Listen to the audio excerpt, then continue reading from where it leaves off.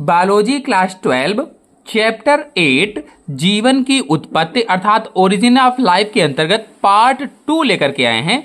अगर आपने इसके पहले का पार्ट 1 नहीं देखा है तो चैनल से जाकर के देख सकते हैं, और अगर इसके पहले के चैप्टर्स नहीं देखे हैं तो हमारे चैनल में अपलोडेड हैं, आप लोग जाकर के उन सभी चैप्टर्स को देख सकते हैं एकदम फ्री में।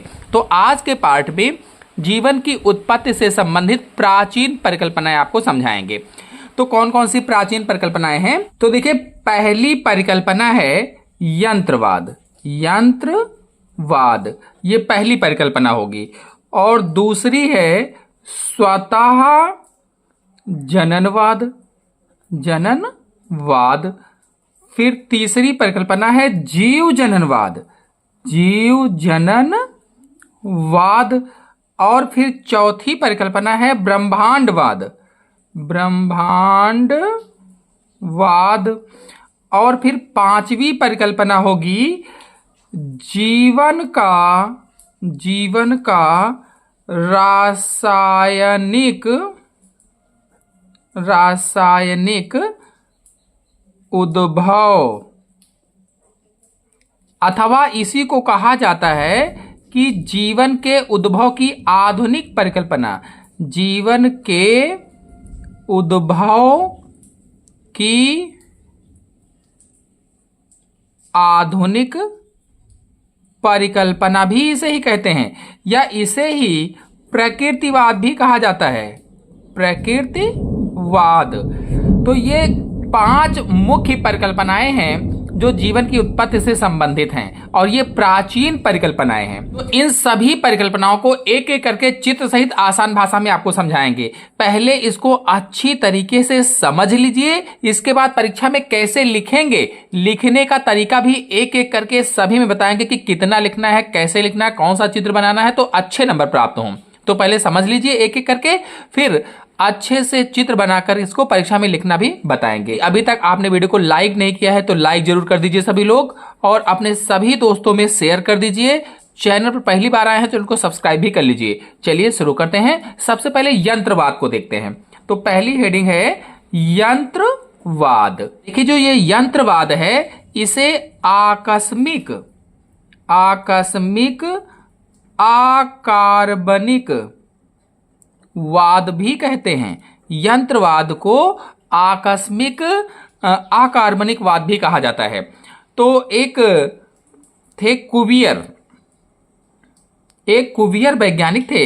इन्होंने बताया कि जो पृथ्वी है, जैसे ये मान लेते हैं कि पृथ्वी है, तो पृथ्वी पर समय समय पर प्रलय आती रहती है। इन्होंने क्या बताया था कुवियर ने, कि जो पृथ्वी होती है इस पर समय समय पर प्रलय आती रहती है, और जब प्रलय की क्रिया आती है तो ऐसी भयानक क्रियाओं में कहीं पर पर्वत बन जाते हैं, तो कहीं पर जो पर्वत होते हैं वो समुद्र में समा जाते हैं। तो ऐसे परिवर्तनों से पृथ्वी के जो जीव होते हैं वो नष्ट हो जाते हैं। जब ऐसे परिवर्तन होते हैं तो ऐसे परिवर्तनों से पृथ्वी के जितने भी जीव होते हैं वो नष्ट हो जाते हैं। और जब प्रलय हो जाती है तो प्रलय के बाद में जो अकार्बनिक पदार्थ था, अकार्बनिक पदार्थ से अकस्मात ही जीव बन जाते हैं। यंत्रवाद में कुवियर ने क्या बताया कि जो पृथ्वी है, पृथ्वी पर समय समय पर प्रलय आती रहती है, और इस प्रलय की भयानक क्रिया में क्या होता है कि कहीं पर जो पर्वत हैं ये समुद्र में समा जाते हैं। पर्वत समुद्र में समा जाते हैं, और कहीं पर समुद्र से पर्वत निकल आते हैं। इस तरह से जितने भी जीव हैं पृथ्वी के सभी नष्ट हो जाते हैं, खत्म हो जाते हैं। और जीवों के नष्ट होने के बाद, खत्म होने के बाद अकस्मात ही अचानक ही नए जीव बन जाते हैं। यह कुवियर ने बताया था। और इसके बाद में एक और वैज्ञानिक थे, इसी में हैकल थे। हैकल ने बताया कि कोई विशेष जब परिस्थितियां होती हैं, विशेष परिस्थितियों में, यानी आप प्रलय भी मान सकते हो, तो हैकल ने कहा था कि कोई विशेष परिस्थितियों में जैसे कोई पदार्थ है तो उस पदार्थ के घोल में उस पदार्थ के रवे जो होते हैं वो बनकर अलग होने लगते हैं। ठीक उसी प्रकार से जिस प्रकार से रवे अलग होने लगते हैं, ठीक उसी प्रकार से किन्हीं विशेष वातावरणीय दशाओं में, वातावरणीय दशाओं में जो अजैव पदार्थ होते हैं, अजैव पदार्थों के घोल से अकस्मात ही नए जीव बन जाते हैं। तो ये यंत्रवाद में इन लोगों ने बताया। अब दूसरा है स्वतः जननवाद। चलिए इसको चित्रों के माध्यम से समझा देते हैं। फिर देखिए स्वतः जननवाद है दूसरा, या इसे ही आजीवात जीवोत्पादन भी कहा जाता है। चाहे स्वतः जननवाद कहो, चाहे आजीवात जीवोत्पादन कहो। स्वतः जननवाद यानी कि जो जीव हैं वो स्वतः ही पैदा हो गए। तो आपको बता दें इसमें कुछ वैज्ञानिक थे, जैसे थेल्स थे और जीनोफिनीस थे, प्लेटो थे, ऐसे ही अरस्तु थे। कुछ ऐसे ही वैज्ञानिक थे जिन्होंने बताया कि जो जीव होते हैं, जीवों का जो जन्म होता है, जो जीव हैं इन जीवों का जन्म निर्जीव पदार्थों से हुआ है, निर्जीव पदार्थों से हुआ है।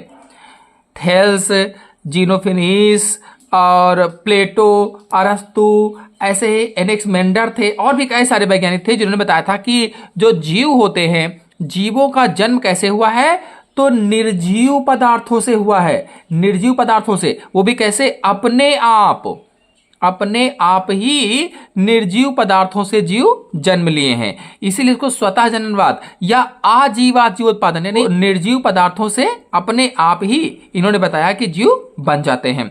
जैसे इन लोगों ने बताया कि जो तालाब होता है, जैसे ये तालाब है, इसमें जल भरा हुआ है तालाब में, और इसी में कीचड़ भी है, जल भी है, तो इसमें मछलियां भी होंगी, सांप भी होंगे, मेढक भी होंगे, घड़ियाल भी होंगे। तो ये जो इसमें जंतु पाए जा रहे हैं, इन्होंने बताया कि इसके कीचड़ में ये स्वतः अपने आप ही बन जाते हैं, चाहे वो मेढक हो, मछलियां हो, सांप हो, घड़ियाल हो।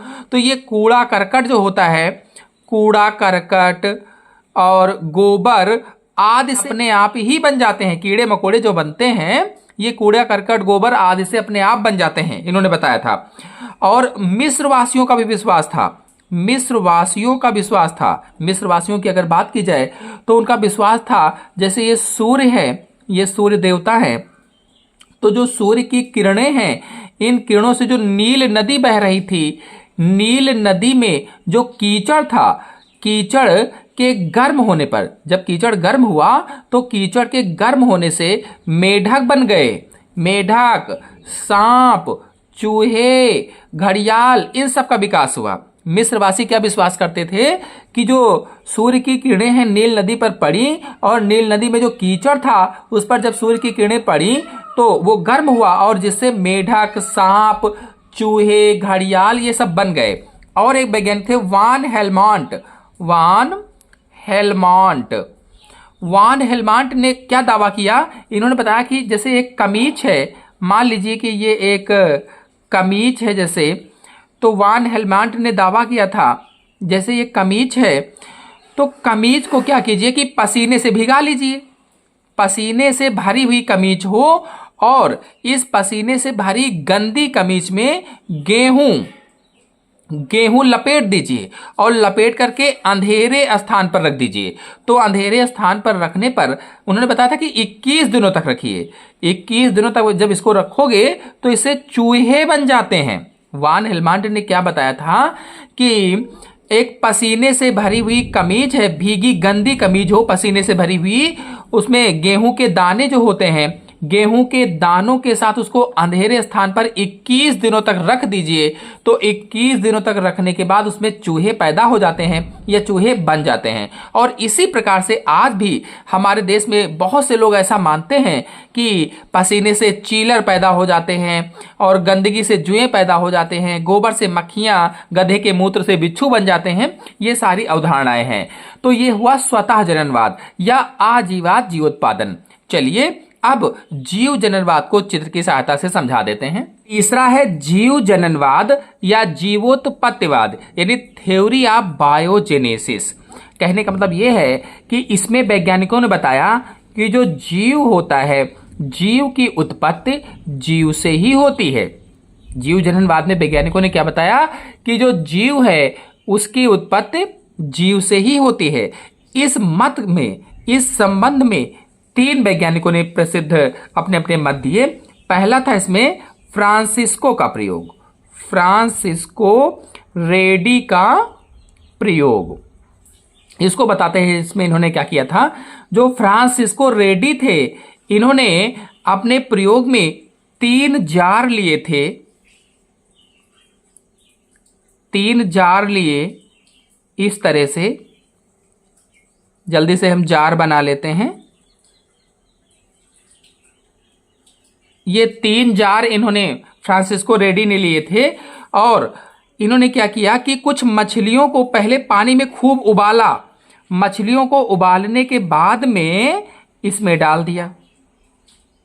मछलियों को उबाला और पानी में उबालने के बाद में तीनों में डाल दिया। मान लीजिए कि जैसे 2-2 मछलियां यहां पर इन्होंने डाल दी, 2 इसमें, इसी तरह से 2 इसमें डाल दी और इसी तरह से 2 मछलियां इन्होंने इसमें डाल दी।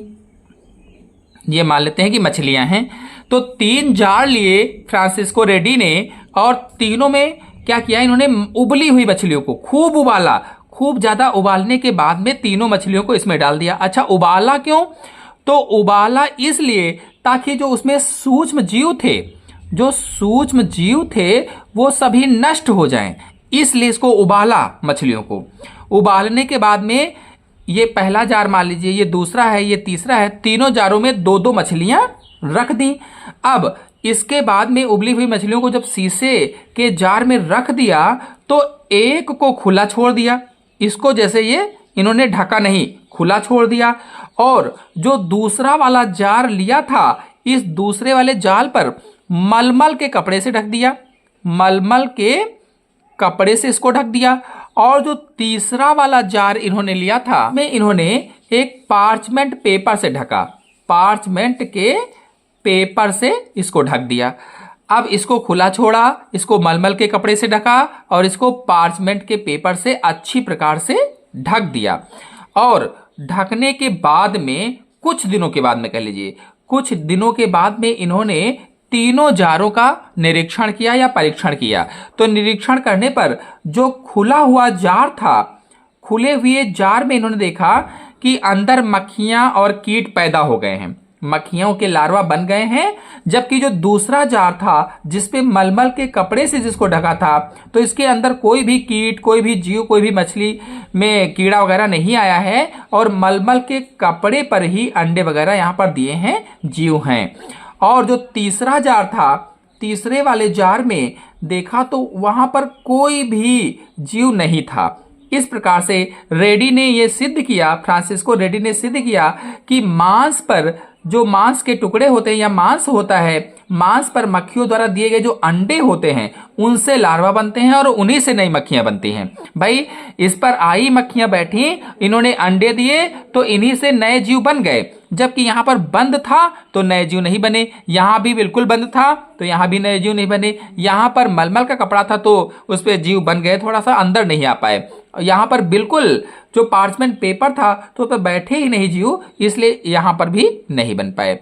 तो इन्होंने क्या सिद्ध किया कि मांस पर जो होता है, मांस पर मक्खियों द्वारा दिए गए अंडों से ही लार्वा और उनसे नए जीव बनते हैं, स्वतः जननवाद से, यानी अपने आप जीवों का उत्पादन नहीं होता है या अपने आप जीव नहीं बनते हैं। ये फ्रांसिस्को रेडी ने बताया था। इसके बाद एक और वैज्ञानिक आए थे, इनका नाम था लेजेरो स्प्लेंजनी का प्रयोग। इन्होंने क्या किया कि एक पौधा लिया और पौधे तथा जानवरों का शोरबा लिया, जानवरों का शोरबा लिया, पौधे को लिया और जानवरों का शोरबा लिया और पर्याप्त मात्रा में इसको लेकर के खूब उबाला। और उबालने के बाद में, क्यों उबाला, मैंने अभी आपको बताया था कि सूक्ष्म जीव उसमें से नष्ट हो जाएं, इसलिए उबाला। और उबालने के बाद में उनको फ्लास्क में अलग अलग रख दिया, फ्लास्क में रखकर उसको वायु रुद्ध कर दिया ताकि उसमें वायु न जाए, वायु रुद्ध कर दिया ताकि उसमें हवा न जाए, हवा प्रवेश न कर सके। अब उस फ्लास्क में कोई भी जीवधारी नहीं बना और ना ही शोरबा जो उसके अंदर था वो ही सड़ा भी नहीं, कोई जीव भी नहीं बना। तो उनका कहना था कि वायु जो होती है, वायु में सूक्ष्म जीव होते हैं, जो सूक्ष्म जीव हैं ये वायु में होते हैं। खुला अगर मांस है, खुला शोरबा है, तो वहां पर खुले मांस में खुले शोरबे पर सूक्ष्म जीव पहुंच जाएंगे, लेकिन अगर बंद था तो वहां पर ये नहीं पहुंच पाए हैं। क्यों? क्योंकि वायु में सूक्ष्म जीव होते हैं, ये इनका कहना था। इस प्रकार से इन्होंने तथ्य दिया, लेकिन इसका विरोध स्वतः जननवाद वालों ने किया कि उसमें जब वायु ही नहीं गई तो जीव कहां से पैदा हो जाएंगे, जीव इसीलिए पैदा नहीं हुए। अब इसके बाद में जब इनका फिर से विरोध होने लगा, लेज़ेरो स्प्लेंजनी का विरोध हुआ, तो लुई पास्चर आए। चलिए लुई पास्चर का प्रयोग आपको दिखाते हैं। तीसरे वैज्ञानिक आए जीव जननवाद में, लुई पास्चर। लुई पास्चर जब उन लोगों ने कहा कि इसमें वायु ही नहीं गई और वायु से ही जीव पैदा होते हैं, तो लुई पास्चर ने क्या किया कि मुड़ी गर्दन वाले, हंस की आकार की मुड़ी गर्दन वाले फ्लास्क ली। इस तरह से मुड़ी गर्दन वाले फ्लास्क को लिया एक, इसमें इन्होंने शर्करा का घोल डाला, शर्करा घोल और ईस्ट डाला, और ईस्ट शर्करा घोल डालने के बाद इसको खूब उबाल दिया। अब उन्होंने देखा कि बहुत दिनों तक कि इस फ्लास्क में जो घोल रखा हुआ था शर्करा और ईस्ट का, वो ना तो सड़ा, ना तो इसमें किसी प्रकार के जीव बने, ना ही सड़ा ना ही किसी प्रकार के जीव बने, जबकि ये मुड़ी हुई नली थी और मुड़ी हुई नली सीधे वायु के संपर्क में भी थी। इसका कारण यह था कि मुड़ी हुई जो नली है, मुड़ी हुई नली में तो वायु तो प्रवेश कर जाती है, लेकिन सूक्ष्म जीव प्रवेश नहीं कर पाए। वायु प्रवेश कर गई मुड़ी हुई नली में, लेकिन सूक्ष्म जीव प्रवेश नहीं कर पाए, इसलिए इसमें कोई जीव नहीं आया। यहाँ पर सूक्ष्म जीव मुड़ी हुई नली में ही यहीं पर फंस गए और आगे नहीं जा पाए। जो खुला हुआ था इसमें जीव आ गए और बैक्टीरिया उत्पन्न हो गए, जीवाणु पैदा हो गए।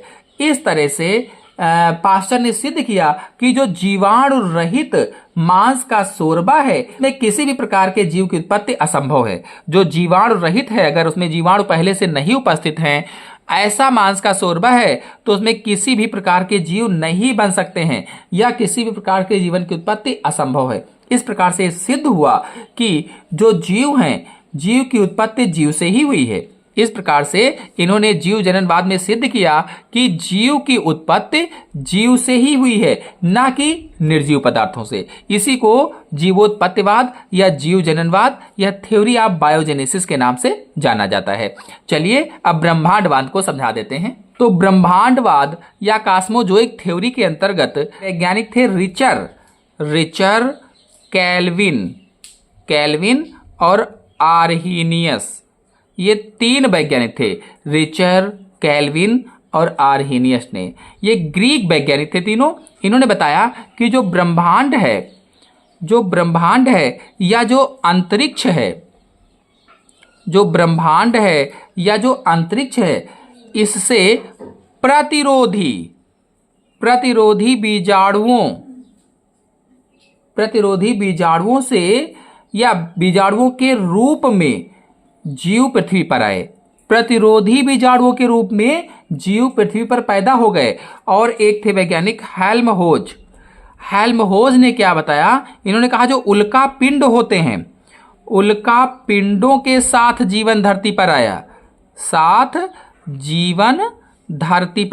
हेल्महोल्ट्ज ने बताया था कि उल्का पिंडों के साथ, जबकि रिचर, कैल्विन और आर्हीनियस ने बताया था कि ब्रह्मांड या अंतरिक्ष में जो प्रतिरोधी बीजाणु हैं उन्हीं से जीवन धरती पर आया। इस तरह से इन्होंने ब्रह्मांडवाद में अपनी अपनी परिकल्पनाएं दी। इसी प्रकार से जो फ्रांसिस क्रिक के साथ में एक वैज्ञानिक थे लेस्ली आर्गेल। फ्रांसिस क्रिक और लेस्ली आर्गेल ने इनका समर्थन भी किया कि इस तरह से हुआ होगा। इन लोगों का समर्थन किया और इसे क्या बताया, पैन स्पर्मियावाद। ब्रह्मांडवाद को कहा पैन स्पर्मियावाद। ये भी इन लोगों ने बताया है। बहुत सारे वैज्ञानिक इस मत को नहीं मानते हैं, क्योंकि अंतरिक्ष इतना ठंडा था, शुष्क था, किरणित था कि इसमें से गुजरने वाले कोई भी अगर जीव होते वो तो वहीं पर नष्ट हो जाते, पृथ्वी तक ना आ पाते। फिर देखिए पांचवी परिकल्पना है जीवन के उद्भव की आधुनिक परिकल्पना, अथवा इसे ही जैव रासायनिक उद्भव या प्रकृतिवाद भी कहा जाता है। देखिए इसमें रूस के प्रसिद्ध वैज्ञानिक थे, ए आई ओपेरिन, ओपेरिन ने इस परिकल्पना को प्रस्तुत किया था और इसे भौतिकवाद भी कहा जाता है। भौतिकवाद के नाम से भी जानते हैं, प्रकृतिवाद के नाम से भी जानते हैं, या जैव रासायनिक उद्भव भी कहा जाता है, यह जीवन के उद्भव की आधुनिक परिकल्पना भी से ही कहा जाता है। देखिए, इस वाद को मुख्य रूप से 2 चरणों में बांटा गया। एक तो रासायनिकवाद, रासायनिक विकास, जिसे इन्होंने कहा कीमोजेनी। इसके अंतर्गत प्रथम चरण में सरल अणुओं का निर्माण करवाया, सरल अणुओं का निर्माण हुआ, और फिर इसी के अंतर्गत द्वितीय चरण में, जब दूसरा चरण शुरू हुआ तो द्वितीय चरण में सरल कार्बनिक यौगिकों का निर्माण हुआ, और फिर तृतीय चरण में या तीसरे चरण में जटिल कार्बनिक यौगिकों का निर्माण हुआ, जटिल कार्बनिक यौगिकों का निर्माण हुआ। और फिर चौथे चरण में, जो चौथा चरण था, इसमें न्यूक्लियो प्रोटीन का निर्माण हुआ, यह हुआ जैव रासायनिक विकास या फिर कीमोजेनी। और दूसरा इसमें था बायोजेनी, यानी जैव विकास या फिर इसे बायोजेनी के नाम से जानते हैं। बायोजेनी के अंतर्गत कौन कौन से? पांचवा चरण, इसके अंतर्गत प्रथम कोशिका का निर्माण हुआ, और फिर छठा चरण जो आया, छठा चरण में स्वपोषण की उत्पत्ति हुई, यानी जो कोशिकाएं बनी थी वो कैसे पोषण प्राप्त कर रही थी, तो स्वपोषण के माध्यम से। फिर जो सातवां चरण आया, सातवां चरण, इसके अंतर्गत आधुनिक वायुमंडल का विकास हुआ, और फिर जो आठवां चरण आया, आठवें चरण में यूकैरियोटिक कोशिकाओं का विकास हुआ। तो इस प्रकार से 2 मुख्य चरणों में जीवन के उद्भव की आधुनिक परिकल्पना है। एक तो रासायनिक विकास या कीमोजेनी, दूसरा जैव विकास या बायोजेनी। तो इस पूरी परिकल्पना को नेक्स्ट वीडियो में डिटेल से समझाएंगे। चलिए, अब जितना आज समझाया है उसको एग्जाम में कैसे लिखेंगे, लिखने का तरीका भी आपको बता देते हैं। तो देखिए, 5 मुख्य परिकल्पनाएं थी, जिसमें थे पहला यंत्रवाद। तो कुबियर के अनुसार पृथ्वी पर समय समय पर प्रलय की भयानक क्रिया होती है, जिससे कहीं पर्वत समुद्र में धंस जाते हैं तो कहीं पर्वत समुद्र से बाहर आ जाते हैं। इन परिवर्तनों से पृथ्वी के सभी जीव नष्ट हो जाते हैं और प्रलय के बाद अकार्बनिक पदार्थों से अकस्मात नए जीव बन जाते हैं। हेकल ने इस सिद्धांत को यंत्रवाद नाम दिया था। हेकल का मत था कि विशेष परिस्थितियों में जैसे किसी पदार्थ के घोल में उस पदार्थ के रवे बनकर अलग होने लगते हैं, उसी प्रकार किसी विशेष वातावरणीय दशा में अजैव पदार्थ के घोल में अकस्मात आदि जीव रूपी रवे बन जाते हैं। अगला है स्वतः जननवाद या आजीवाद जीवोत्पादन। तो 624 वर्ष ईसा पूर्व से लगभग 300 वर्ष ईसा पूर्व तक वैज्ञानिकों, कौन कौन से वैज्ञानिक थे? थेल्स, एनेक्सिमेंडन, एम्पीडोक्लिस, जीनोफिनिस, प्लेटो और अरस्तु का मत था कि जीवों का जन्म निर्जीव पदार्थों से अपने आप ही हो जाता है। जैसे तालाबों के कीचड़ से मछलियां, मेढक, सांप, कछुए, घड़ियाल आदि बन जाते हैं तथा कूड़े, करकट व गोबर आदि से कीड़े मकोड़े बन जाते हैं। वान हेलमॉन्ट ने दावा किया था कि पसीने से भीगी गंदी कमीज को गेहूं के दाने के साथ अंधेरे स्थान में रखने पर यह 21 दिनों में चूहे बन जाते हैं। आज भी हमारे देश में बहुत से लोगों का विश्वास है कि पसीने से चीलर, गंदगी से जुएं, गोबर से मक्खियां तथा गधे के मूत्र से बिच्छू बनते हैं। दार्शनिक अरस्तु ने इस मत को थोड़ा बदलकर प्रस्तुत किया और बताया कि नई नई किस्मों के जीव निर्जीव पदार्थों से स्वतः जनन द्वारा बनते हैं। फिर अगला है जीव जननवाद। तो 17वीं शताब्दी के बाद से विभिन्न वैज्ञानिकों ने आजीवाद जीवोत्पादन का खंडन किया। हर्शे ने जीव जननवाद प्रस्तुत किया। इनके अनुसार वर्तमान दशा में पृथ्वी पर निर्जीव पदार्थों से नए जीव नहीं बन सकते हैं। पहले से विद्यमान जीवों के खंडों, बीजों या बीजाणुओं से ही नए जीव बन सकते हैं। इस मत के समर्थन में वैज्ञानिकों ने इसे निम्नलिखित प्रयोग द्वारा प्रस्तुत किया। फ्रांसिस्को रेड्डी का प्रयोग पहले मैंने अभी आपको समझाया भी था। इटली के वैज्ञानिक फ्रांसिस्को रेड्डी 1668 में स्वतः जननवाद का खंडन किया। इन्होंने कुछ मछलियों को पानी में खूब उबाला ताकि उसमें से उपस्थित सभी सूक्ष्मजीव मर जाएं। उबली हुई मछलियों को शीशे के 3 जार में अलग अलग रखा और एक को खुला छोड़ दिया, दूसरे जार पर मखमल के कपड़े से ढक दिया और तीसरे जार को पार्चमेंट पेपर से बांध दिया। कुछ दिनों बाद देखा पहले जार में मक्खियों से कुछ कीटों के लार्वा बन गए, किंतु दूसरे जार में मक्खियों ने जार के मुख पर बंधे मलमल पर अंडे दिए, यानी मलमल के टुकड़े पर अंडे दिए या मलमल के कपड़े पर अंडे दिए, और तीसरे जार की मक्खियों का नामो निशान भी नहीं था। इस प्रयोग से रेड्डी ने सिद्ध कर दिया कि अंडों से ही लार्वा बनते हैं और उनसे नई मक्खियां बनती हैं। इस तरह से चित्र बना दीजिएगा, चित्र हो जाएगा। के बाद में लेजेरो स्प्लेंजली का प्रयोग था। इन्होंने पौधों तथा जानवरों के शोरबे को बंद फ्लास्क में उबाला ताकि उसमें उपस्थित जीव नष्ट हो जाएं। उससे तुरंत बाद फ्लास्क को भली भांति बंद करके वायुरुद्ध कर दिया ताकि फ्लास्क के अंदर वायु प्रवेश न कर सके। इस फ्लास्क में किसी भी प्रकार की जीव की उत्पत्ति नहीं हुई, न ही शोरबा सड़ा।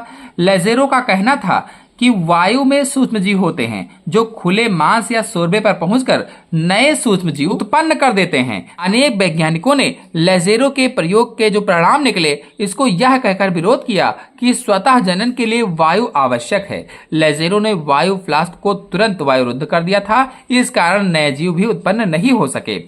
फिर अगला है लुई पास्चर का प्रयोग। तो फ्रांस के प्रसिद्ध वैज्ञानिक लुई पास्चर ने एक फ्लास्क को शर्करा के घोल व ईस्ट के पाउडर से आधा भरा, फ्लास्क की गर्दन को गर्म करके एस के आकार में मोड़ दिया। अब फ्लास्क के घोल को खूब उबाला जिससे फ्लास्क की सारी हवा एस नली से निकल गई। उन्होंने देखा कि बहुत दिनों तक इस फ्लास्क में रखा घोल ना तो सड़ा ना ही किसी प्रकार के जीव बने, जबकि यह मुड़ी हुई नली के द्वारा वायु के सीधे संपर्क में था। इसका कारण यह है कि मुड़ी हुई नली द्वारा वायु तो फ्लास्क में प्रवेश कर जाती है, परंतु उसमें उपस्थित बैक्टीरिया पर अन्य सूक्ष्मजीव नली में प्रवेश नहीं कर पाते हैं। फ्लास्क की ग्रीवा तोड़ दी गई तो उसमें विभिन्न सूक्ष्मजीव उत्पन्न हो गए। इस प्रकार पास्चर ने सिद्ध कर दिया कि जीवाणु रहित मांस के शोरबे से किसी भी प्रकार के जीव की उत्पत्ति असंभव है। इससे सिद्ध होता है कि जीव की उत्पत्ति जीव से ही होती है। इसे ही जीवात जीवोत्पादन या जीव जननवाद कहा जाता है। और इस तरह से इनका चित्र बना देना है, आपको इस तरह से दिखा देना है। आधुनिक परिकल्पना, तो आधुनिक परिकल्पना को डिटेल से नेक्स्ट वीडियो में समझाएंगे। आशा है आपको आज का वीडियो अच्छी तरह से समझ में आ गया होगा। समझ में आ गया हो तो वीडियो को लाइक कीजिए, अपने दोस्तों में शेयर कीजिए। चैनल पर पहली बार आए हैं तो चैनल को सब्सक्राइब भी कर लीजिए। धन्यवाद।